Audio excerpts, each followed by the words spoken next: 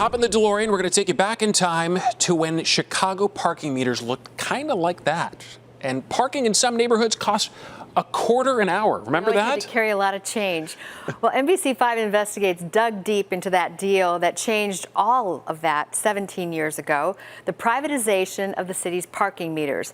NBC5 Investigates wanted to know just how much has the city lost out on this deal. Our political reporter Mary Ann Ahern now with what we've uncovered.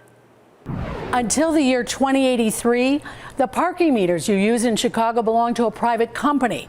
The city gave up more than 7 decades of revenue. It's ridiculous. You have to go with buckets of quarters. You never have enough quarters, no matter how many rolls you take out. Parking meters. The days of digging for quarters are long gone. But what remains is the lease agreement with Chicago Parking Meters, LLC. The group of investors, headed by Morgan Stanley, paid the city nearly $1.2 billion. In exchange, the private company gets revenue from 36,000 parking meters for 75 years. It was kind of a crazy time. 17 years later, Alderman Scott Waguespack does not mince words. It's just one of those deals that I would beg people never to replicate anywhere in the United States. Mayor Richard Daley was ahead of his time when it came to privatizing public assets, starting with the Skyway in '05, the first time a toll road was privatized in the United States. The then mayor brokered the parking meter deal to address short-term budget needs. $1 billion. During the 2008 financial crisis and avoid raising property taxes. If we didn't have money for a long-term debt, you're talking about a serious economic crisis then for Chicago. Waguespack likens it all to a fire sale. City Council had mere days to review the documents before voting. The final tally, 40-5 in favor. Multiple aldermen later said they regretted their votes.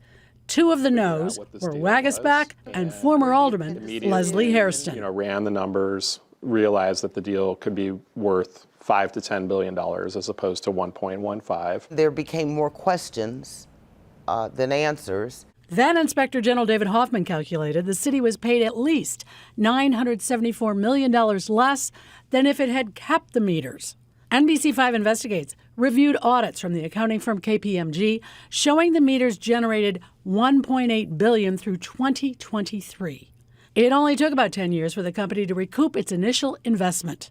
Chicago Parking Meters declined comment, but its website touts the $38 million it spent modernizing the parking system, new meters, a refund option, and 24-hour customer service. Despite that, the Better Government Association has called the deal, quote, a lesson in worst practices. Parking rates went up more than triple. The extension of paid parking across the city, 24 hours, in places where really people hadn't been charged for parking previously. It really was a big hit to the pocketbooks of people throughout the city. Aldermen tell us the sale of the parking meters meant the city lost at least $20 million in revenue annually.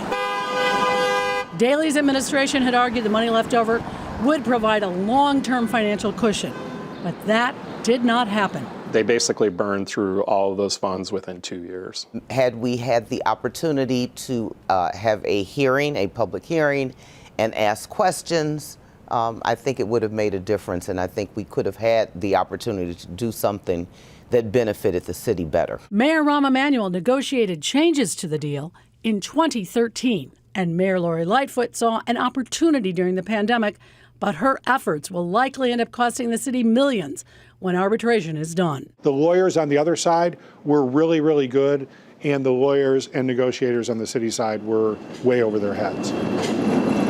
Leaving taxpayers digging for dollars instead of quarters. One more thing. Every year, the city has to pay the parking meter company millions of dollars in reimbursements for when the meters are taken offline for big festivals, redevelopment, even construction. Mary Ann Ahern, NBC5 News.